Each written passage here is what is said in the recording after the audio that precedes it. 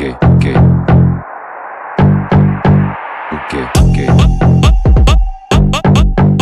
okay, okay, okay.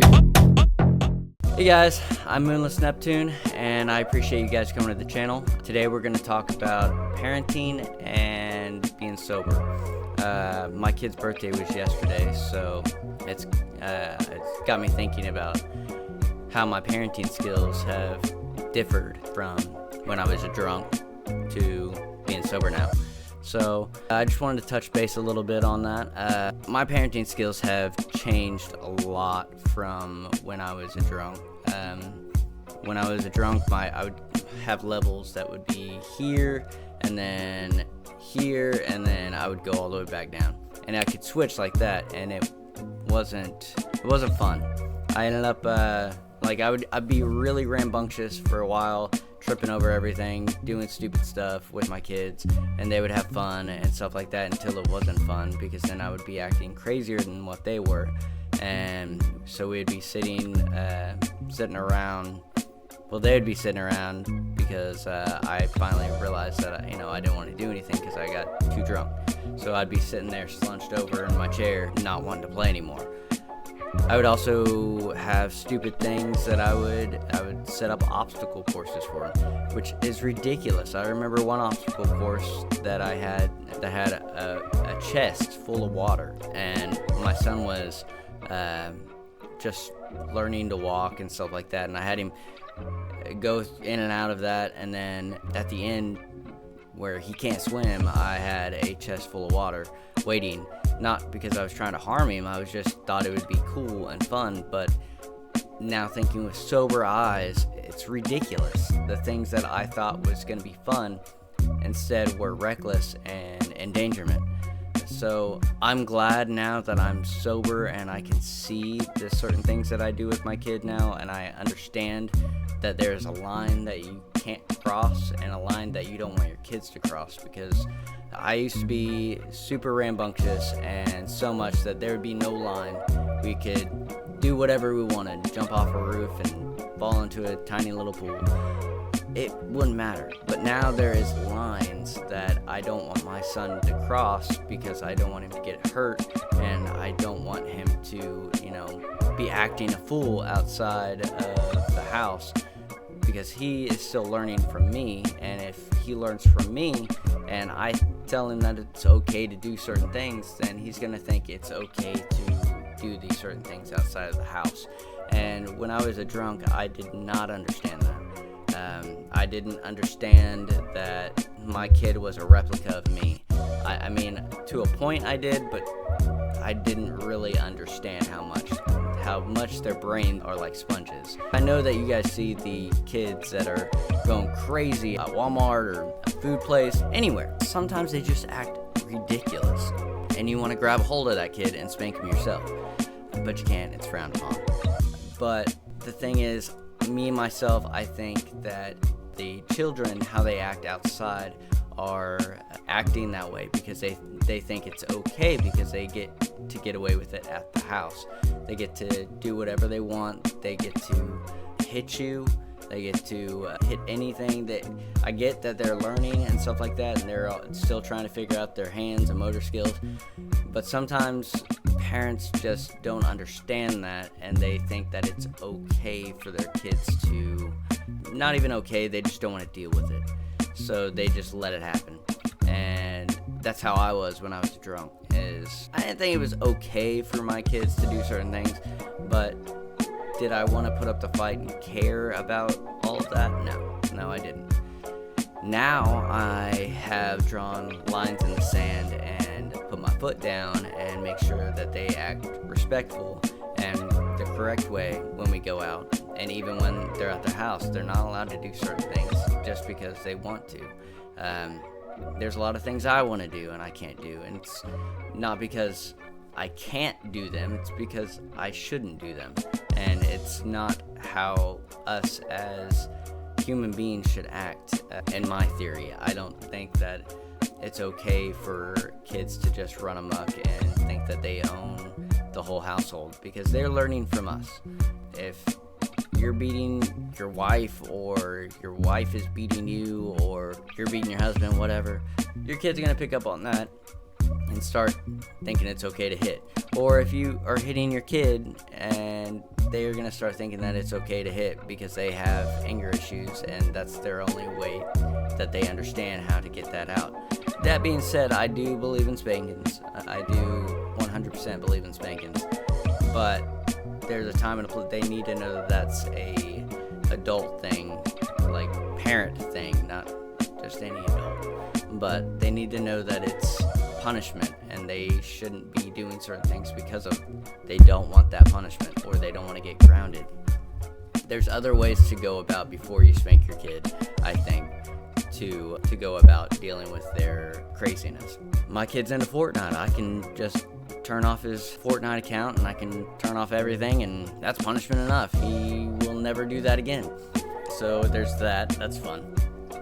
I'm just gonna say it's kind of fun to know that I can turn that off and he'll stop whatever he is doing because he doesn't want that account taken down. So that's a great leeway thing instead of, spanking your kids. But the kids that are out acting crazy, we just had to deal with a bully at my kid's school because he was hitting every kid in the classroom. And my kid was literally scared to go to class because of this kid. He came home saying that he didn't want this guy to be pulling on him. He was pulling his pants and trying to, hit him and stuff like that. And I was like, well, why didn't you do anything? He's like, because I didn't want to get hit in the face by this kid. And I remember me as a child being scared of certain situations like that because I'm not a fighter. That's just not who I am. I wasn't made to be a fighter. These tiny arms were not made to do anything except cook. So I understand where he's coming from, where he has that first initial scared, I don't want to get hit. But at the same time, he can't be scared his whole life of bullies.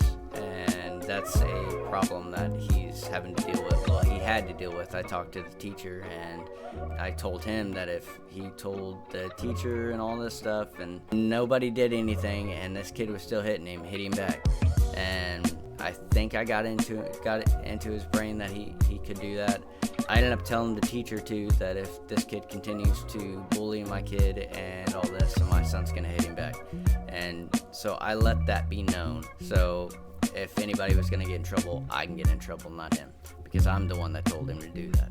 The kid, I guess the mom took him out of the classroom because, and she's going to homeschool him because he has behavioral issues and he's hitting everybody and stuff like that. And I get that there's mental motor works and stuff like that, but I also think that there is a part where it's the parents that need to take control of their kids and stop letting the kids run their household, because I think sometimes it just comes down to neglect, and sometimes the kid is just being neglected, so he's lashing out in any way he can just so he can get some attention. And I understand that. I understand that the kid wants attention, and I 100% sympathize with that. He can get attention different ways, and he needs to be taught that he can get attention different ways. And he needs to be reassured that he is loved. People do see him. He doesn't have to hit people. So I could be just a pacifist and a softie, but that's just who I am. Like I said, I do believe in spankings, so I'm not completely a pacifist. I just don't want my kid to get bullied, because I felt that pain back in the day. I wasn't the smartest kid, I wasn't the fastest kid, I wasn't the strongest. So that's one different way that I'm dealing with certain things, being sober other than being drunk. Because being drunk, I probably would have caused a scene myself, just been drunk, and then there would have been some problems all in itself with that. I could even show up to the school drunk, just mad, ranting, just because I felt that I needed to do something just then. And those aren't the ways to deal with certain things like that. And that's what I'm trying to teach my son. I'm trying to teach my son that there are certain ways to go about certain things. And fighting, to me, is obviously the last resort. But if it comes down to it, you need to stand your ground and stand firm. And what you that way you're not getting hurt yourself. So there's that. There's also the happiness that comes with parenting your kids versus being sober. Like I said, I was so drunk, I don't remember half the stuff that happened with my kid from when I was drunk. There was his birthday from last year, I don't remember. And it kind of hurts me that it doesn't really kind of hurt me. It does hurt me that I don't remember his birthday. I remember bits and pieces, but not a whole lot. And I wish I would have been present, because these are the days in his lives that I really need to be teaching and learning from him too, and getting to know him, because this is who he's gonna be, is what is creating in his brain, and what's going with us is what's teaching him. It just sucks that I missed his last birthday. This birthday I didn't get to miss, and he turned 5 yesterday, which was awesome. He was super happy. We got him everything we could, and he was very happy. We got him a Nintendo Switch. He's in love with that now because he loves his Fortnite. But I'm just saying that there's awesome things to being sober and understanding your kid and getting to experience these things with him, because you won't ever get to experience these with him again. These are the only time you're going to be able to experience them with him. It's just awesome to be able to experience the life and the joy that he's having. I'm happy to be a part of it, and happy to remember that I'm being a part of it. And now when he takes pictures for his birthday, you don't see me on the side drunk. You actually see me there taking pictures and being a part of the pictures, so it's nice. It can get overwhelming, but it's for the best. You're not gonna be able to, like I said, do this again with this same child, and each child that you have has a different personality, and you want to be a part of their lives. You want to be a part of what makes them them. You want them to look at you and know that you're somebody that they can talk to. You're somebody that they can go to, somebody that they're not saying, because back in the day, oh, my dad was a drunk, that's why I am the way I am today. They can't have that excuse. It's not going to be that. And if they do get involved in drugs and alcohol, we've overcome it, so we can help them through this certain thing. So we have kind of an advantage over some people that didn't do drugs and alcohol.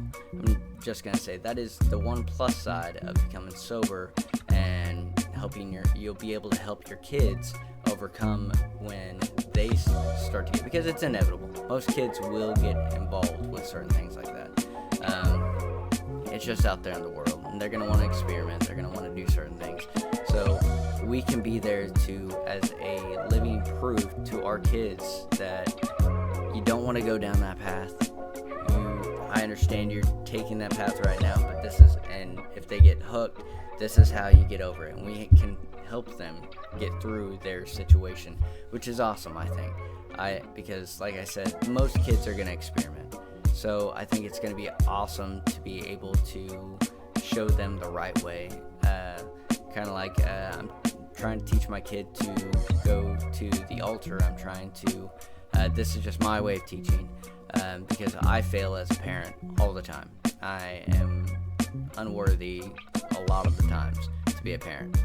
But that's why I teach my son that there is somebody even better than me, somebody that never fails, somebody that always has your back, and I'm trying to teach him to go to the altar and pray and talk to God and tell him his things that he doesn't even want to tell me, which will be a lot of things. So I want him to at least have an outlet and talk to God, because God wants to hear it, and it could help him in the long run with certain things, just because. And even if you don't think that it's, if there's a God, that is still a good thing for them to learn to cope with certain things, to at least talk it out, to talk to somebody instead of just bottling everything up inside, because that's what we're famous for, is bottling everything up inside, and we're really good at that, a little too good. So I encourage you to be a part of your kids' lives. Make sure you're present.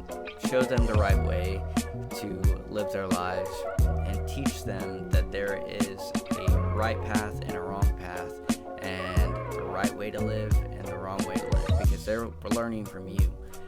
they're learning everything they're doing from you. So whatever they're dealing with, take a look inside and see maybe if you're showing that yourself.